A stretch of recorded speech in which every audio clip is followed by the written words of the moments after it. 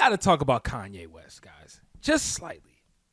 But not really. Because actually, I was scrolling on Twitter, as I do periodically. I'm on a little sabbatical right now, but it don't matter. Because whether you open the app every hour, whether you open the app every week, the first tweet, you can almost book it on your For You page, is going to be Kanye West saying something outlandish.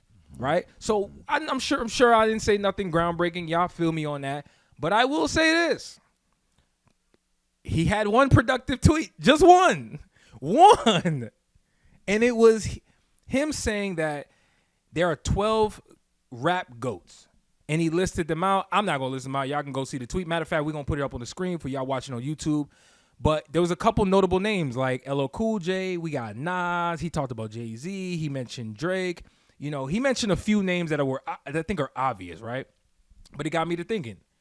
And I was like, man, you and I have never talked about, and we stay away from this, I think, on purpose, just because it's not like a dope.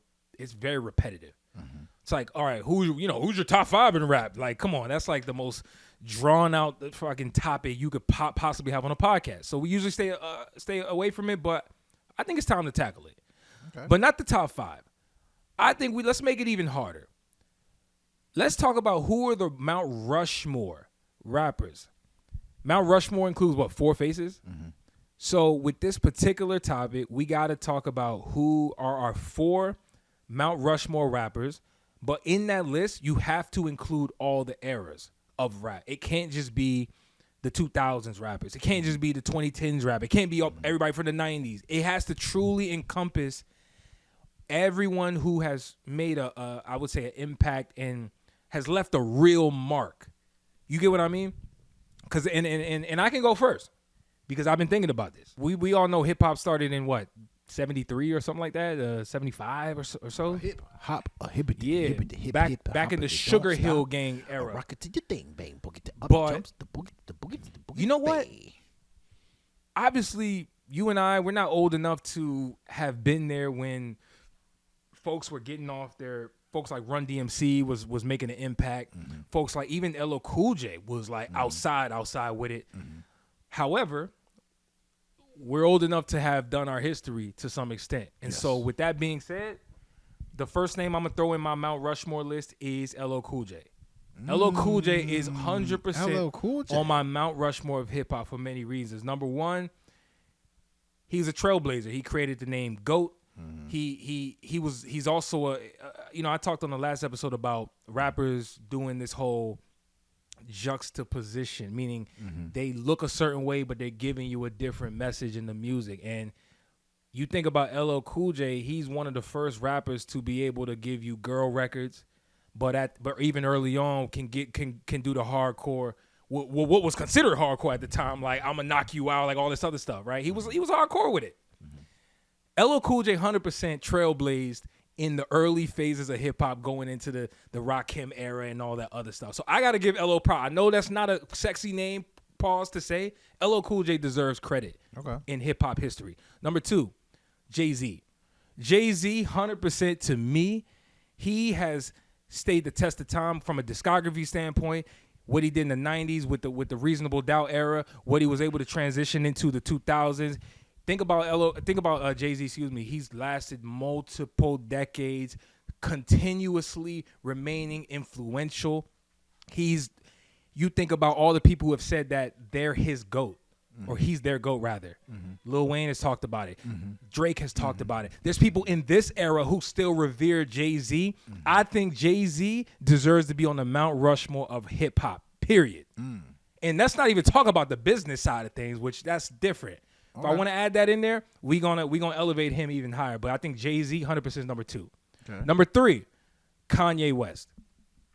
Kanye West. You and I had a whole discussion, which we disagreed. We said, yo, if aliens popped up on this planet, what is one album you would actually give to somebody, an alien rather, for them to get their hands on the culture and for them to learn what it is this hip-hop thing? Bro, think about what Kanye West has done. And forget this crazy guy now. We not even on Kanye crazy. We talking about music. Kanye West is a sampling god. He's sampled old school music. He's made it relevant in present day. He still remains relevant musically when he decides to drop. And think about how many people he's impacted and influenced musically speaking. I think when it's all said and done, Kanye West should be on the Mount Rushmore hip hop if it wasn't for all this crazy shit he's been talking about recently. Mm-hmm. We just talking about music, guys. I want to be clear. Mm-hmm. And fourth, it has to be Lil Wayne to me. Mm. It has to be Lil Wayne. I debated about this. I'm not going to lie. I went back and forth. I went Lil Wayne, I went Future. But I decided to stay on Lil Wayne because I said, nah. Wayne was a child star. Wayne was part of the early 2000s Manny Fresh Hot Boys era. He got another wind in his career, mixtape side. Then he did Carter 3, selling a million albums. You look at his influence with Young Thug, Future. The list goes on. There's still people who give off a Wayne aesthetic still to this day. Mm-hmm. Wayne is 100% to me a pillar on the Mount Rushmore of hip hop. Damn. Those are my four guys. So you got Wayne. I got Wayne, Ye, and LL Cool J. Wow, LL Cool J. Yeah. Wow. I gotta give LL props, bro. What you think? I don't know about that. Give me your list. Who you got? So I look at it differently. When I think of Mount Rushmore, it's not necessarily that they're the best, but it's impact, right? It's influential. It's polarizing. So my list is actually kind of different than yours. So one of the first people I can think of, because let me preface my comments by saying this. I'm gonna name people that when they were at their peak, it was like, man, this is all I can think of, like when they were at their peak. I can't think of another rapper. This is the first rapper I can think of when they were at their peak in that time frame. And for me, when I was young, when I was about 7, 8, Tupac. Tupac. I just think about when I was 8, how many rappers do you remember? And Tupac was the one that stood above all those rappers. I remember him for the thug life that he brought, his carefree attitude, his poetry. Tupac absolutely added to hip hop, and he was one of the first people that I can say, yo, that is Tupac when I was young. So Tupac is up there. Eminem. I think as much as Eminem is not my favorite rapper, we always remember talk about you can only Eminem. pick 4. I just want to be clear on that. I know. Okay, 4. cool. Eminem's not. I'm not gonna sit here and say that I listen to Eminem every day, and Eminem is somebody who's my favorite rapper ever. Yeah. But you know what? When Eminem was popping, man, Eminem was popping, and Eminem was just so polarizing. Eminem was a public figure that was just so important to just culture, period. When you think of rapper in the like 90s, late 90s, early 2000s era, I think just Eminem was a guy that just, made so much of an impact. So Eminem is there. Another person is 50 Cent to me. 50 Cent. Ooh. The impact 50 Cent had once again in hip hop. I know Eminem was Aftermath and Slim Shady Records or whatever. But 50 Cent took what Eminem did and helped with Eminem's help to create this megastar hip hop guy who transcended hip hop. Was just a polarizing figure. He's in a Walk of Fame, isn't he? Yeah, he did. He's in a Walk of Fame. Like his movement in hip hop was so important. Was he the best rapper ever? I don't think so. But that was a number one guy. Like even when Jay-Z was at his peak, Jay-Z was dropping Black Album and stuff. 50 Cent was more popular than him. 50 Cent was bigger than him. So I gotta put 50 Cent because I have not seen much of a movement like 50 Cent. And my last person is Kendrick Lamar.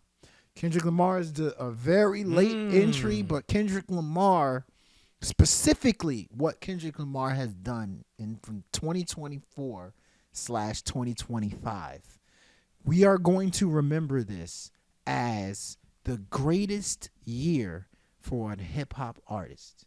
Now, the typical person will be like, what? Hell no. There's plenty of people who had better years than Kendrick Lamar.